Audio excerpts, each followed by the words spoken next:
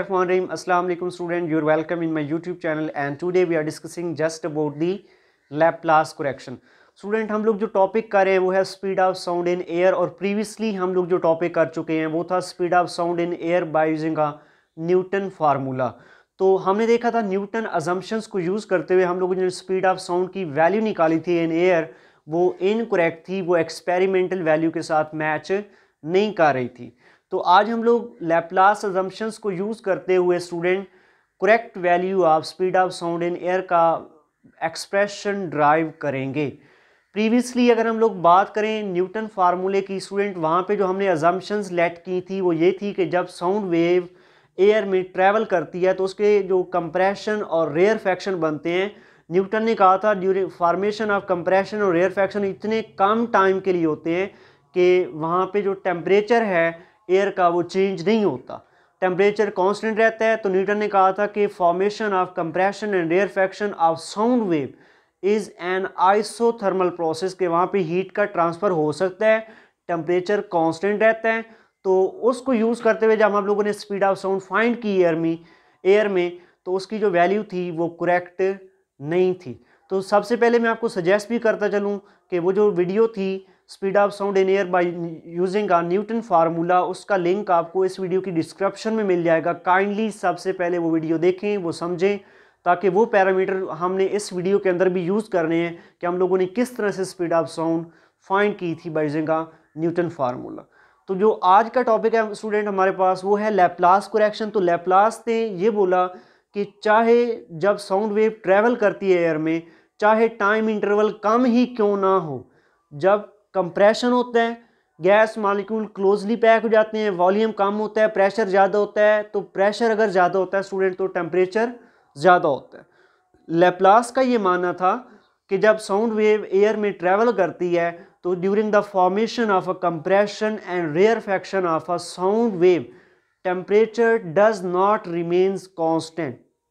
इसने बोला कि जब कंप्रेशन और रेयरफैक्शन बनते हैं स्टूडेंट साउंड वेव्स के, टेम्परेचर कांस्टेंट नहीं रहता, वहाँ पे हीट का ट्रांसफ़र नहीं हो सकता। कंप्रेशन में से ड्यूरिंग कंप्रेशन जो हीट है गैस मॉलिक्यूल का जो इंक्रीज़ होगा ड्यू टू कंप्रेशन प्रोसेस वो ट्रांसफ़र नहीं हो सकता, टेम्परेचर कांस्टेंट नहीं रहता। अगर टेम्परेचर कांस्टेंट नहीं रहता हीट का ट्रांसफ़र भी नहीं होता during the formation of a compression and rarefaction from one point to another point, then this is an adiabatic process.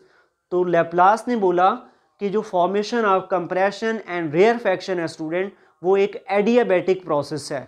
Adiabatic process क्या होता है आपको इस वीडियो की डिस्क्रिप्शन में एक वीडियो का लिंक में शेयर कर दूंगा जो कि एडियाबैटिक प्रोसेस से मुतल्लिक है। आपका चैप्टर 11 से मुतल्लिक ये क्वेश्चन है, आप सबसे पहले उसे देख लीजिएगा और इंशाल्लाह आपको समझ आ जाएगी। ठीक है, तो ये एडियाबैटिक प्रोसेस है। जबकि न्यूटन ने क्या बोला था, formation of compression and rarefaction जो है स्टूडेंट वो एक आइसोथर्मल प्रोसेस है। तो लैप्लास ने कहा नहीं, वो आइसोथर्मल प्रोसेस नहीं है बल्कि एक एडियाबैटिक प्रोसेस है, टेम्परेचर कभी भी कांस्टेंट नहीं रहता। बस इसी असम्पशंस को यूज़ करते हुए आज हम लोग स्पीड ऑफ साउंड का एक्सप्रेशन ड्राइव करेंगे, उसका वैल्यू ड्राइव करेंगे।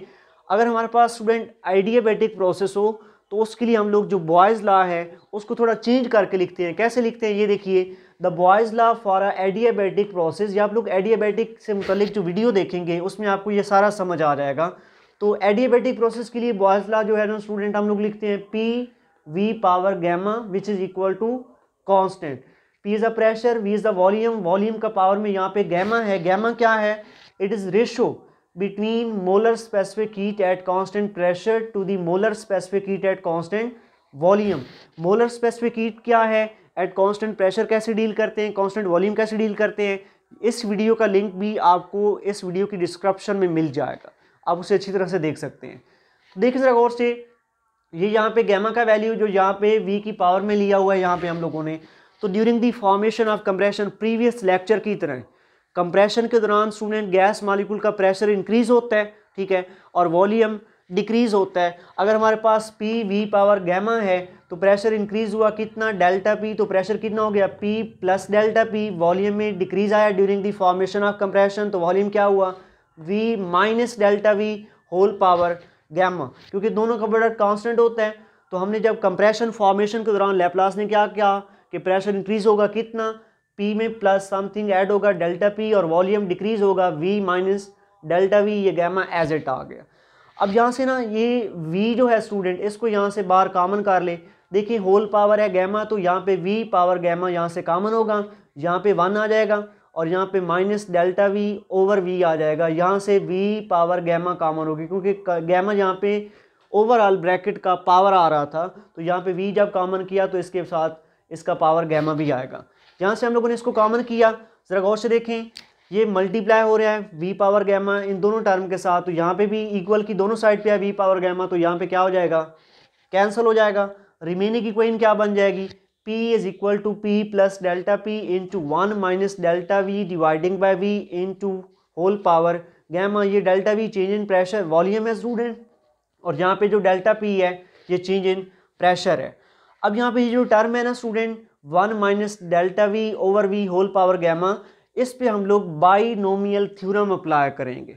ये बाइनोमियल थ्योरम क्या है इसको हम लोग समझते हैं। सबसे पहले ये 3 फार्मूलाज देखें नीचे। स्टूडेंट आप लोगों ने मैट्रिक में ये फार्मूला पढ़ा है a प्लस बी का square is equal to A square plus 2ab plus B square. Similarly a minus B का square A square minus 2ab plus B का स्क्वायर, या इसी तरह से a plus B power cube a plus B का power 3, ये भी आपने याद किया होगा। Yes, a power 3 plus 3ab into a plus B power 3। अगर हमारे पास कोई फार्मूला हो जिस तरह से ये स्क्वायर आ रहा था a प्लस बी पावर 2 है, a प्लस बी पावर 3 है, ये फार्मूला याद रखना हमारे लिए बहुत आसान है। लेकिन अगर ऐसा आ जाए, आपके पास कोई ऐसा क्वेश्चन आ जाए जिसमें आपको ये याद करना पड़े a plus B power 20, a plus B का पावर 20 है, 10 है, 15 है, फार्मूला याद करें। नहीं, हम नहीं कर सकते, ये तो बहुत मुश्किल लेंथी फार्मूला हो जाएगा। यस, अगर इस तरह का केस हो स्टूडेंट, अगर पावर मोर देन 2 या मोर देन 3 हो, तो इस टाइप के जो ब्रैकेट्स होते हैं, इस टाइप के जो पावर्स होती हैं, उनको ओपन करने के लिए हम लोग बाइनोमियल थ्योरम इस्तेमाल करते हैं। अगर पावर जो है मोर देन 3 है, 4 है, 5 है, 6 है, ये फार्मूला हम याद नहीं कर सकते, नहीं याद रख सकते, तो सिंपली बाइनोमियल थ्योरम इस तरह के जो पावर्स होती हैं उनको ओपन करने के लिए इस्तेमाल होता है। अब इसको देखें, पहले इसको सुन लें, किस तरह से समझ लें, मैं आपको समझाता हूँ किस तरह से होना है। ये 1 प्लस एक्स, ये सपोज कर लें a है, ये b है, 1 plus X whole power n। अगर पावर n में आ रही हो तो यहाँ पे देखें इसको कैसे ओपन करना है, 1 प्लस जो पावर है सेकंड के साथ मल्टीप्लाई हो जाएगी nx डिवाइडिंग बाय 1 फैक्टोरियल, इसको फैक्टोरियल बोलेंगे, ये जो साइन है। सिमिलरली नेक्स्ट देखिए, नेक्स्ट टर्म में n में से एक कॉमन माइनस होता जाएगा और x का पावर बढ़ता जाएगा, नीचे फैक्टोरियल भी एक बढ़ता जाएगा। नेक्स्ट देखें n इंटू n माइनस 1, इन यहाँ पे x था तो यहाँ पे x स्क्वायर, यहाँ पे 1 फैक्टोरियल था तो यहाँ पे 2 फैक्टोरियल प्लस।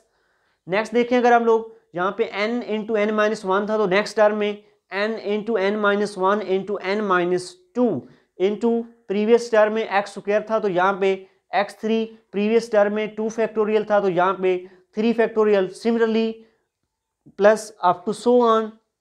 अगर इसे नेक्स्ट टर्म हम लोग डिस्कस करें वो कैसी होगी, n into n minus 1 n minus 2 into n minus 3 x4 dividing by 4 factorial.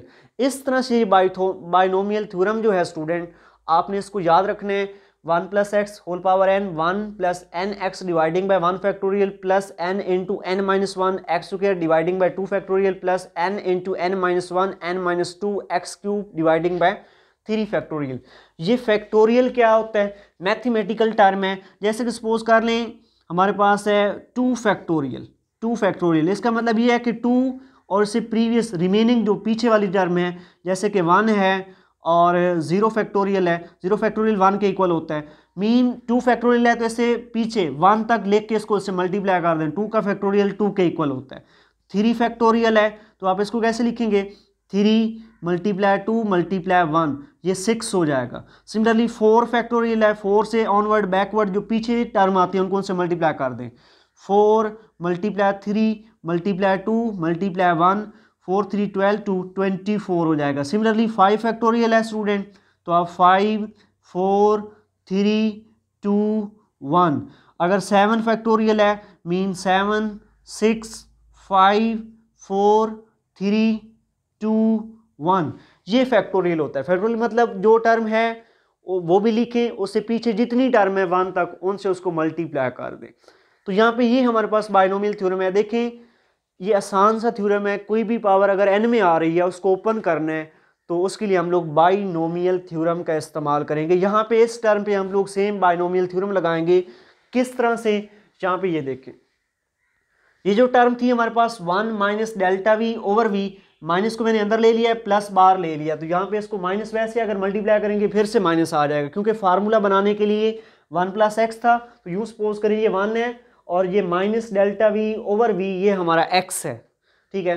Whole power gamma है, वहाँ पे n था, यहाँ पे गैमा है। देखिए कैसा था यहाँ पे 1 प्लस एन एक्स, तो यहाँ पे 1 n क्या है गैमा, x क्या है minus delta V over V, तो वही मैंने लिख दिया 1 plus gamma into minus V over V, plus next देखें n इंटू एन माइनस 1 था, तो यहाँ पे हो जाएगा n क्या है गैमा है, गैमा इंटू गैमा माइनस 1, और यहाँ पे एक्स स्क्वायर होना है, एक्स स्क्वायर यहाँ पे क्या होगा minus delta V over V whole power 2 dividing by 2 factorial plus up to so next term, आप लिखे ना लिखे की बात है।